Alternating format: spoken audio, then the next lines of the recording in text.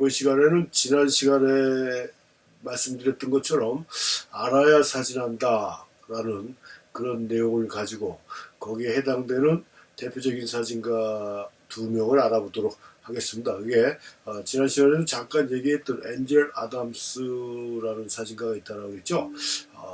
여기 지금 타이틀에도 나와 있듯이 풍경사진의 대가다라고 이렇게 말을 합니다. 그러니까 풍경사진하면 자연스럽게 엔젤 아담스가 떠올릴 정도로 20세기 풍경사진가의 대표적인 사람이 엔젤 아담스죠. 미국에서 보면요, 근데 큰 마트에 가보면은 액자 코너가 있어요. 어디나 좀 이 액자나 뭐 포스터 같은 거 이렇게 파는 그런 코너가 꼭 있는데 거기에 사진을 알든 모르든 엔젤 아담스의 그 대표적인 사진들이 포스터로 해서 많이 진열이 돼 있거든요. 상당히 많은 사람들이 이 엔젤 아담스를 좋아합니다. 그래서 많이 팔린다는 얘기고요. 또 연말에 그 카렌다 시즌이 돌아오면 이 카렌다 샵에 가보면은 사진가들 사진, 그러니까 유명 사진가들 사진은 잘 보이질 않는데 이 엔젤 아담스의 이 카렌다는 항상 빠지지 않고 나올 정도로 이 미국 사람들이 굉장히 좋아하는 그런 사진가 중에 또 한 사람이고, 이 풍경 사진 하게 되면 하여튼 아까도 말씀드렸듯이 엔젤 아담스를 떠올리는 이런 정도로 이 풍경 사진의 아주 대표적인 그런 사진가가 이 엔젤 아담스다라고 이렇게 볼 수가 있는데, 이 엔젤 아담스가 해왔던 역할들은 상당히 많이 있습니다.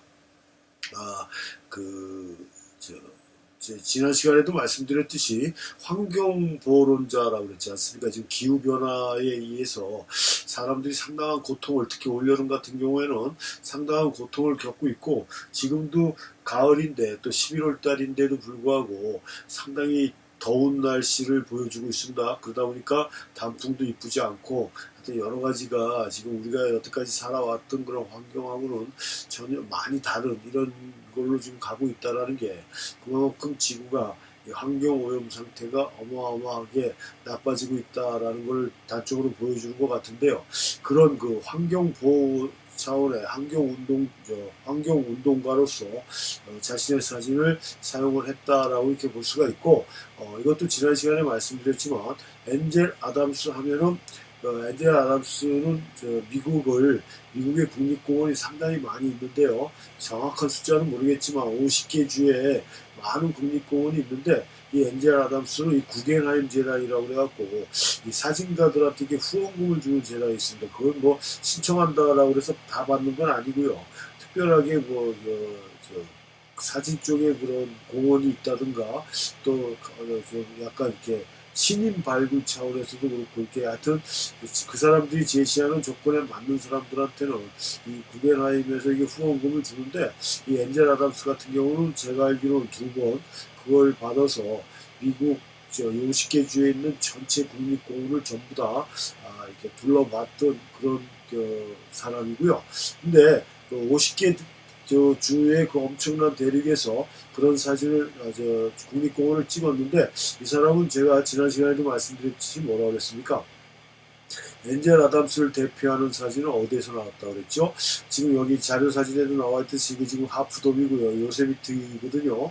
이 요세미트 국립공원에서 대표작이 제일 많이 나왔고, 또 그 좀 폭을 넓게 하면 캘리포니아 쪽에서 이 엔젤 아담스의 대표작이라고 할 수 있는 그런 사진들이 많이 나왔다는 얘기입니다. 그 이유는 우리가 사진을 할 때 뭘 알아야 된다라고 했죠? 제일 중요한 게 뭐라고 했습니까? 카메라도 아니고 렌즈도 아니고요. 내가 찍고자 하는 대상에 대해서 얼마만큼 많이 알고 있느냐, 많은 정보를 갖고 있느냐, 거기에 대해서 이해를 하고 있느냐에 따라서 사진의 완성도는 달라진다라고 했는데, 다른 국립공원은 방문자의 입장에서 2번 정도 다녔다라고 해도 그 장소에 심도 있는 구석구석이라든가 계절별 날씨라든가 이런 거를 자세히 알 수 있는 그런 시간적인 여유는 없었을 거 아닙니까? 근데 요세미트 국립공원이나 캘리포니아는 자기가 생활하는 생활 공간이었고, 요세미트 밸리를 자기가 걸으면서 뭐라고 그랬다고 그랬죠? 60년을 이 길을 걸었다라는 얘기를 할 정도로, 하여튼 요세미트 요세미티밸리의 구석구석을 누구보다도 많이 알고 있었던 그런 사진가였기 때문에 그 날씨 상황이나 기상 상황이나 맵분용선에서 어떤 포인트에서 보게 되면 내가 원하는 이런 형태의 작업이 이루어질 수 있을 것이다 라는 그 완벽한 파악을 했기 때문에 이런 요세미티밸리에서 사진의 완성도가 높아질 수뿐이 없었다라는 얘기입니다. 그러니까 지금 같은 위치에서 이제 시간대별로 그 다음에 날씨별로 찍은 이러니까 이게 연속 사진이라고 연작 사진이라고 이렇게 볼 수 있는 건데요. 이런 형태의 작업들도 또 했고, 그러니까 그만큼 잘 알고 있었다라는 얘기겠죠. 이런 식의 작업이라든가 이것도 다 하프돔을 가지고 찍은 건데요. 아주 1940년대 뭐 이렇게 찍었던 사진이라고 하기에는 굉장히 지금까지도 상당한 퀄리티를 보여주는. 근데 제가 엔젤 아담스에 대해서 한 가지 좀 불만스러운 거, 기술이 완벽하면 조금 시원찮은 것도 예술로 승화시킬 수 있다라고 해서 기술제일주의자입니다. 그러니까 그게 기술제일주의자라고 얘기해야 될지 그건 모르겠지만 이 암실 테크닉을 아주 굉장히 많이 사용했던 사람 중에 한 사람이 엔젤 아담스다. 그래서 이 좋은 시스템이라는 그 흑백의 톤의 단계를 10단계로 분류해서 이 그라데이션이라고 할 수 있죠. 전체적인 톤을 다 살릴 수 있는 이런 형태의 기술적인 암실 작업에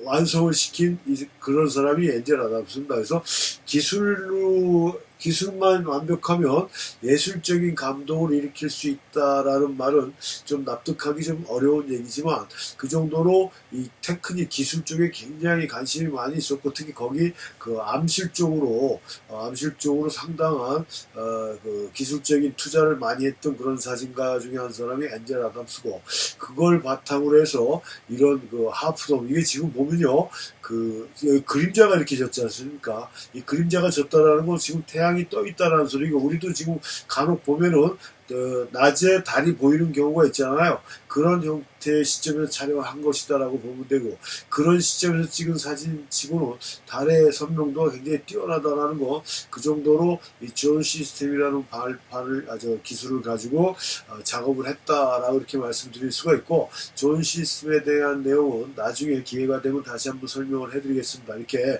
하여튼 대상을 내가 찍고자 하는 대상을 얼마만큼 잘 알고 있느냐에 따라 사진의 완성도는 달라진다라고 볼 수 있는데 지금 앞부분에 봤던 건 캘리포니아 쪽이고요. 요거는 저 옐로우스톤에 있는 그랜드 티톤이라는 그 국립공원입니다. 그러니까 옐로우스톤하고 붙어있는 국립공원인데 이게 거기에서 찍은 대표적인 사진이고요. 요거는 알라스카인가 어디 쪽에 있는 국립공원인데 제가 또 이건 이름을 잃어버렸습니다. 이렇게 다른 주에서 찍은 것도 눈에 띄는 사진이 있지만 많은 비중을 차지하고 있는 거 아까도 말씀드렸듯이 이 캘리포니아하고 요세미티 쪽이다라는 거는 그만큼 내가 찍고자 하는 이 대상을 많이 확실하게 알고 있었다라는 그런 반증이라고 이렇게 볼 수 있다는 얘기입니다. 그래서 이런 점들을 참고하면은 여러분들도 최고의 사진을 얻을 수 있다. 어떻게 하면요? 내가 찍고자 하는 대상에 대한 파악이 제대로 돼 있다라고 그러면 여러분도 좋은 사진을 만들 수 있다라는 점이고요. 또 한 명의 사진가는 데이빗 더글라스 덩컨이라는 사진가가 있는데요. 이 사람은 전국 기자 출신이고 다큐멘터리 사진가입니다. 지금 여기 왼쪽에 나와 있는 게 이게 데이빗 더글라스 덩컨인데요. 옛날 카메라죠. 이안 반사식 카메라고 요거 이제 프레시 벌브라고 그래서 한 장 찍고 이 벌브를 바꿔줘야 되죠. 요즘으로 생각하면 속 터지는 작업인데 옛날 사람들은 뭐 선택의 여지가 없었기 때문에 이런 장비를 사용했는데 뭐 그게 지금 중요한 게 아니라 이 사람은 또 우리나라하고 굉장히 깊은 연관이 있는 사진가 중에 한 사람인데 6.25 전쟁을 세계 최초로 알린 사람이 이 데이빗 더글라스 덩컨입니다. 라이프지 기자로 있으면서 일본 특파원으로 있을 때 한국에서 전쟁이 일어나면서 누구나도 먼저 한국으로 들어올 수가 있었고 그러다 보니까 6.25 전쟁을 제1보로 세계로 알린 그런 우리하고는 좀 뭐 밀접한 건 아니지만 그런 연관이 있는 그런 사진가고요. 그리고 또 종군 기자 출신이고 다큐멘터리 사진가인데도 100살이 넘게 살았다라는 사진가라는 것도 상당히 좀 의아한 그런 사진가인데 하여튼 굉장히 장수했던 그런 사진가입니다. 그래서 한국 전쟁을 바탕으로 해서 전쟁의 로버트 카퍼나 이런 사람들처럼 전쟁의 치열한 장면이나 뭐 이런 게 아니고 이 한 인간인데 인간이면서 군인인 이런 군인이면서도 인간이 가지고 있는 그런 고통과 고충과 슬픔을 이런 표현하는 이런 형태의 작업들이 많았다라는 얘기예요. 지금 이게 소대장의 눈물인가 하는 건데 여기 지금 눈물을 흘리고 있는 거거든요. 또 그렇게 전쟁의 아픔, 전쟁의 치열함, 그러니까 전쟁의 아픔을 표현했지만 전쟁의 치열함이나 이런 거는 보여지지는 않았지만 하여튼 전쟁 사진가로서 상당히 또 베트남 전쟁에서도 활약을 많이 했던 그런 사진가로 이렇게 알고 있고요.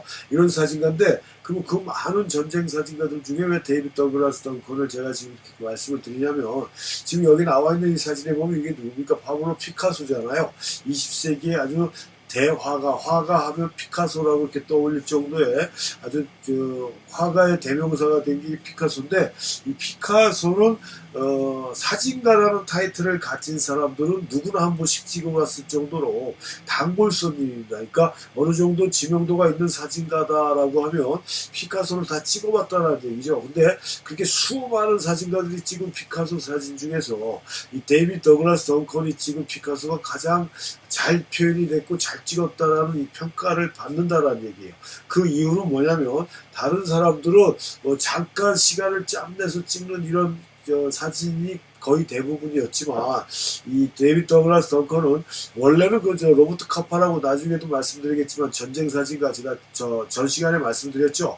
당신의 사진이 마음에 안 드냐 지금의 위치에서 한 발짝 더 들어가라라고 얘기했던 전쟁 사진의 아주 대표적인 그런 사진가가 로버트 카파인데 로버트 카파하고 피카소하고 굉장히 친분이 두터웠는데 그래서 로버트 카파도 2차 세계대전이 끝나고 휴가 가고 이 피카소 사진도 찍어주고 부부들 가족들 사진도 찍어주고 할 정도로 굉장히 개인적인 친분이 좋았다라고 해요. 그래서 이 로버트 카파가 데이비드 덩컨한테 피카소를 소개를 시켜줘서 이제 데이비드 더글라스 덩컨하고 피카소하고 이렇게 친분을 갖게 됐다라고 얘기를 합니다. 그러니까 중간다리 역할을 해준 게 로버트 카파인데 이게 다른 사람들은 시간을 잠깐 내갖고 격식에 맞춰서 틀에 박힌 듯한 그런 인물 사진을 찍은 게 대체적인 방법이지만 이 데이비드 더글라스 덩컨은 피카소 집에서 수개월을 같이 먹고 자고 했다라는 얘기입니다. 그러니까 인간 피카소를 누구보다도 더 파악하기가 쉬웠다라는 얘기죠. 여기에 결정적인 답이 있다라는 얘기입니다. 그러니까 겉으로 드러난 피카소가 아닌 인간의 그런 지금 스케치를 하면서 담배 피는 이런 모습, 얼굴 쪽으로 담배 연기가 쭉 퍼져 있죠. 그 다음에 여기 와이프인데, 이 피카소 와이프는 제가 몇 명인지 정확하게 모르겠지만 결혼을 여러 번 했던 걸로 알고 있습니다. 그리고 제가 알기로는 결혼을 할 때마다, 그러니까 새로운 사랑이 싹 들 때마다 새로운 작업의 경향이 나왔다라고 이렇게 알고 있어요. 그래서 제가 로버트 카파 사진을 보고 피카소 찍은 사진을 보고 손자인가 보다 이렇게 생각했었는데 처음에 잘 모를 때는 나중에 보니까 아들이더라고요. 그러니까 손잡볼 만한 아들도 있을 정도로 아주 뭐 늦장가 간 게 아니라 재혼을 해서 이게 아마 제가 알기로는 마지막 부인인가로 알고 있어요. 그래서 스케치하는 모습이라든가 이런 자연스러운 모습이라든가 아주 생선도 진짜 이쁘게 발라먹죠. 이런 모습, 인간 피카소의 이런 형태의 모습을 다른 어떤 사진가도 찍지 못했다라는 얘기입니다. 아까 말씀드린 대로 로버트 카파처럼 뭐 휴가지에서 있는 그런 사진이 있긴 있지만 로버트 카파도 이런 작업을 못했는데 데이비드 더글라스 덩컨은 인간 피카소의 모습을 누구보다도 완벽하게 잡아낼 수 있었고 이렇게 잡아낼 수 있었던 첫 번째 결정적인 동기는 같이 먹고 자면서 생활을 했기 때문에 가족의 일원이 된 거와 같은 상황이라 누구보다도 피카소에 대한 그 내면이나 그런 외적이나 성격이나 이런 것들을 아주 유감없이 발휘할 수 있었고 표현할 수 있었다라고 얘기를 할 수 있다라는 얘기입니다. 이게 그러니까 다시 한번 정리해서 말씀드리면 내가 찍고자 하는 대상을 얼마만큼 많이 알고 있느냐에 따라 사진의 완성도는 달라지기 때문에 굉장히 중요한 요소다라는 점을 또 한번 강조하고요. 그럼 왜 많은 사진가들이 특히 인물 사진 같은 경우에 지금 뭐 피카소도 그렇지만 이런 인물 사진에 유명인들이 많이 촬영되는 이유가 있지 않겠는가. 그걸 우리가 보면요, 유명한 잡지를 보세요. 연예 잡지에는 뭐 유명한 영화 배우나 가수나 이런 유명 연예인들이 표지 모델로 나오고, 경제 잡지다 그러면 경제인들, 아주 유명한 경제인들이 그 모델 사진으로 나오고, 정치 관련된 잡지다 그러면 세계적인 정치가들이 이 모델로 나오고 있지 않습니까? 그 이유는 뭐겠습니까? 그 이유는 간단하죠. 지금 앞에서 설명해 드린 대로 내가 그러니까 보는 사람이, 이게 지금 오바마고 이게 마릴린 먼로라는 사람인데요. 여기 지금 라이프지 표지고, 이것도 무슨 뭐 정치 관련 잡지인지 그건 모르겠어요. 뭐 우리들의 대통령 노래 갖고 아웃백이라고 돼 있는 것 같은데, 저기 참고 자료로 다운받은 자료라 정확하게 잡지가 어떤 성격을 갖고 있는 건지는 정확하게 모르겠지만, 이렇게 오바마나 마릴린 먼로, 젊은 분들은 마릴린 먼로 모를 수도 있지만 상당히 유명했던 섹시스타다라고 할 정도로 유명했던 그런 배우였는데, 이런 사람들은 대중에 개인적인 성격이나 내면적인 세계는 안 알려져 있지만 공적인 입장에서 알려져 있는 성격이나 분위기는 있다는 얘기고, 그런 사람들을 모델로 세워놓고 찍어야 대중들이 공감대가 형성이 된다는 얘기거든요. 그렇게 해서 많은 잡지들이 유명인들을 이 표지 모델로 사용하는 그런 이유가 있는 것이다. 그러니까 이런 식의 작업을 한다라는 것, 작업을 할 수 있다라는 건 오바마에 대한 정치적인 성향이라든가 뭐 이 겉으로 드러난 성격이라든가 이런 거를 우리가 잡아낼 수 있는 사진가들이 찍어갖고 이렇게 표현을 한다는 거 아니겠어요? 이건 필립 할스만이라는 사람이 찍은, 필립 할스만이라는 사진가는 이 점프북이라는 인물 사진가인데, 점프북이라는 작품집을 굉장히 유명하거든요. 뭐 난다 긴다 하는 정치가 연예인들을 다 점프시켰어요, 경제인들을. 그래서 이런 점프북이라는 사진의 그 표지 사진으로 이 마릴린 먼로가 이렇게 들어간 건데, 하여튼 이렇게 유명인들이 들어가는 이유는 촬영 대상을 얼마나 많이 알고 있는 거에 따라 이 좋은 사진이 결정이 되고, 또 대중들한테 어느 정도 어필을 할 수가 있어서 이런 유명 인사들을 찍는다는 얘기예요. 지금 7번인가 8번의 강의를 지금 해드리고 있는데, 계속 몇 번 되지도 않았지만 굉장히 많은 사진가들을 제가 물론 수박 겉핥기식으로 이렇게 말씀드리고 있지 않습니까? 그러니까 선배들의 사진의 경향이나 이 사람들은 왜 이렇게 찍었고 왜 이렇게 찍어야만 됐는지를 안다라는 건 우리가 찍고자 하는 사진의 방향이나 목표를 정할 수 있는데 굉장히 도움을 많이 준다는 얘기예요. 그래서 여러분들이 사진을 좀 더 알차게 깊이 있게 묵직하게 찍고자 하는 분들은 사진사에 대한 공부나 사진가에 대한 공부를 꼭 해주는 게 좋다라는 얘기입니다. 카메라 조작법을 아무리 백날 잘하고 비싼 렌즈를 갖고 있다라고 해도 좋은 사진이 만들어지지 않는다는 건 제가 지금 몇 번의 강의는 안 됐지만 계속 반복적으로 말씀드립니다. 그래서 지금 이 사진인문 강의에서는 이 사진가에 대해서 깊이 있게 다룰 수가 있는 그런 시간적인 여유가 없기 때문에, 또 제 강의를 짧게 한다라고 했지만 계속 20분, 30분만 이렇게 넘어가는 그런 강의들이 되다 보니까 들으시는 분들은 굉장히 짧은 강의들을 원합니다. 근데 그것도 상당히 문제가 있어요. 배울 게 많고 해줄 말이 많은데 그게 쇼트라고 그러죠. 요즘 막 인기 있는 것처럼 짧은 영상으로는 제가 전달해 드리고자 하는 내용을 다 전달해 줄 수도 없고, 또 그렇게 짧게 한다라고 해서 듣는 사람들은 진짜 지루하지 않고 좋겠다라고 생각되지만 알려드릴 만한 내용이 없는 거예요, 짧은 화면에는.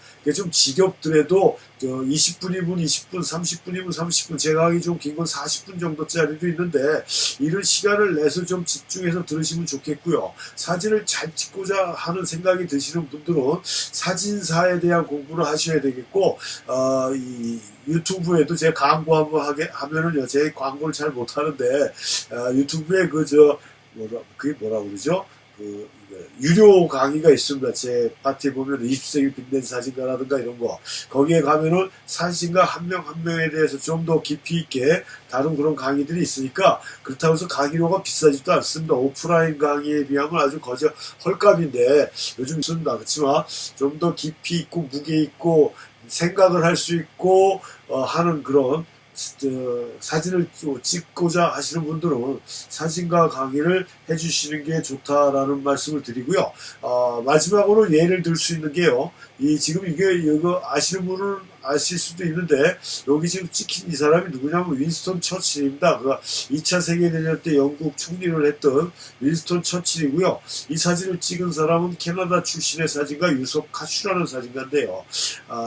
이 사진을 찍음으로 해서 유섭 카슈가 세계적인 사진가가 됐고, 그러고 나서는 아주 전 세계의 정치가, 문학이, 예술가, 뭐 경제인, 하여튼 내노라 하는 이름께나 알리는 세계적인 인물들은 이 유섭 카슈한테 다 사진을 찍혔다라는 얘기예요. 그러니까 찾아와서 찍은 거죠. 그 정도로 유명한 사진가가 됐는데, 그 동기가 이 윈스턴 처칠이다. 무슨 얘기냐면 유섭 카슈라는 사람이 캐나다에서 조그만 사진관을 운영하고 있었는데, 영국의 수상 총리가 그 영영방이 캐나다를 방문하는 그런 일정이 있었던 것 같아요. 2차 세계대전 중인지 초반인지 아무튼 그때. 그래갖고, 행사 진행하는 우리나라로 얘기하면 의전비서관이라고 얘기하지 않습니까? 그런 형태에 있는 사람이 플랜을 짜고 계획을 하는 그 사람이 이 사진 촬영 코스를 유섭 카슈한테 맡긴 것 같아요. 그게 뭐 어떤 인연이 있어서 그런지 어쩐지 그건 모르겠지만, 그 유섭 카슈한테 주문을 하니까 우리 같아도 그걸 거부할 이유는 없겠죠. 이건 일생일대 한 번 올까 말까 한 엄청난 기회이기 때문에 오케이를 하고 유섭 카슈에 대해서 좀 알아야 되겠다는 생각으로, 제가 지난 시간에도 말씀드렸지 않습니까? 우연성을 포착하는 방법, 알아야 사진한다, 수없이 계속 지금 반복해 드리는데요. 윈스턴 처칠이라는 걸 지금은 뭐 구글링을 하든가 뭐 검색 사이트에 들어가서 윈스턴 처칠하면은 위주얼 고주얼 뭐 어디서 태어났고 성격은 어떻고 정치의 경력 뭐 학력 뭐 별의별 자료들이 다 앉은 자리에서 다 우리가 취합할 수가 있지만, 그 당시에는 뭐뿐이 없습니까? 신문 자료뿐이 없잖아요. 신문에 나와 있는 윈스턴 처칠에 관련된 기사들을 최대한 많이 뭐 도서관 가서 보든가 해갖고 뽑아가지고 공부를 한 거예요. 윈스턴 처칠이라는 사람이 어떤 사람인가를 알아보니까 이게 공적인 성격은 굉장히 많이 파악이 가능한 거지 않습니까?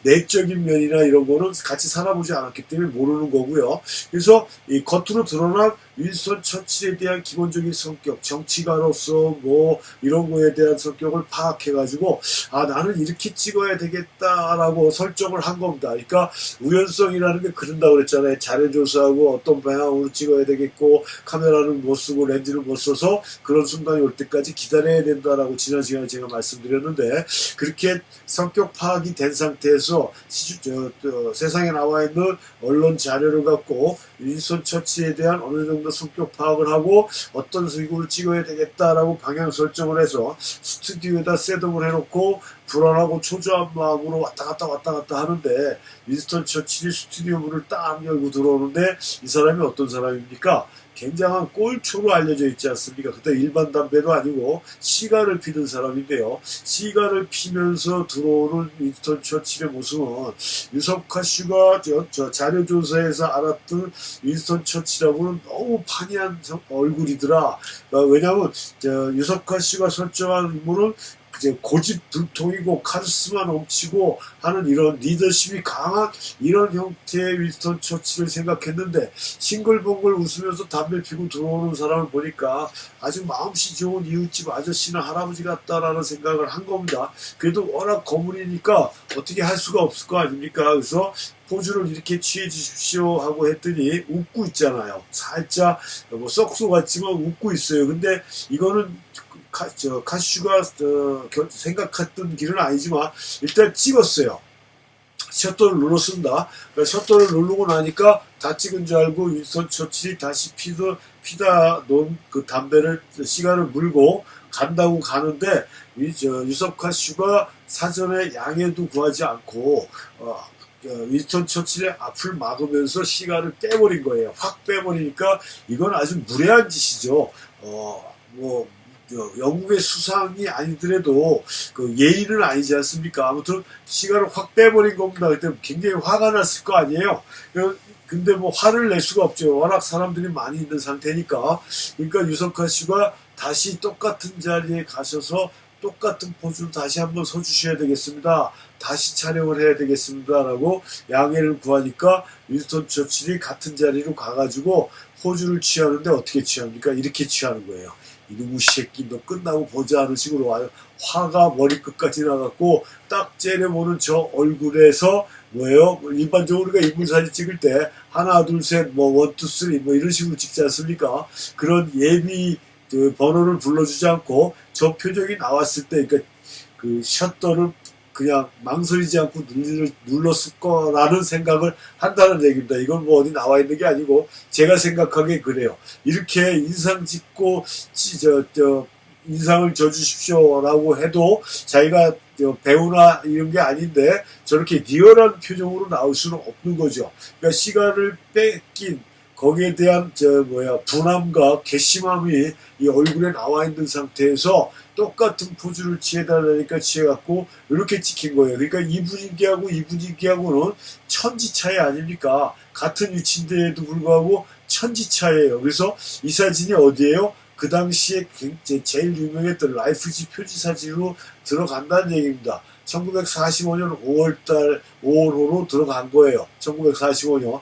이 표지 사진을 들어가면서 윈스턴 처칠에 대한 그 일반적인 사람들이 생각했던 그 성격이나 모든 게 다 이해가 됐던 거고, 그 다음에 유섭카 씨라는 사진가의 이름이 세계 천지로 퍼지기 시작했다라는 얘기입니다. 이렇게 내가 찍고자 하는 대상에 대해서 얼마만큼 준비해서 정보를 자료를 수집하고 준비해서 사진을 찍느냐에 따라 사진이 이렇게 인생을 바꿔놓는 사진이 된다라는 점을 우리는 분명히 아셔야 된다라는 얘기입니다. 이건 굉장히 중요한 얘기예요. 오늘 이 시간이 지난 시간에도 말씀드렸지만 사진의 정체성이나 사진의 성격이나 사진을 어떤 식으로 표현하는 게 좋은지에 대한 그 내용을 가지고 설명해 드리는 마지막 시간이라고 볼 수 있고요. 다음 시간부터 이제 기계적인 내용, 뭐 셔터 조리개 좀 고리타분한 얘기를 하는데, 물론 그때도 이제 자신과에 대한 내용을 곁들이긴 하지만,